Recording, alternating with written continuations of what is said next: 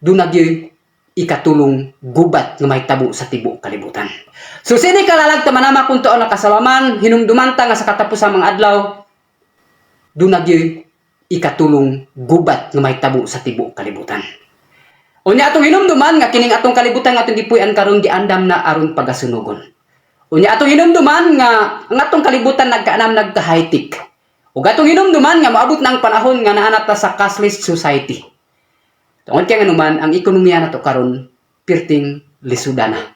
So maura, daghang salamat sa inyong pagpaminaw sa pulong sa Ginoo. Balik ko na ko sa pag-ingon, pasensya lang nga dili kay nato ma-emphasize ang mensahe sa Ginoo tungod kay ang oras na to, nag-apas lang ta sa oras, pero ang panisingan at manama ang balang espiritu na dugang magpasabot sa inyo ha, sa pulong sa Ginoo nga atong gibatbat ug atong gibasa nga mga teksto karon. So dalay ko ang Dios sa matag usa nato ka kinabuhi. Amoy na manama, salamat ako'y kung pagbulig ka nami. Salamat panisingan. Ug salamat to lalagdo na migpanulo ka kanami to duombos pinaka makalilisang no hampak katapusan katalagman ay paumanog tibuok kalibutan manama.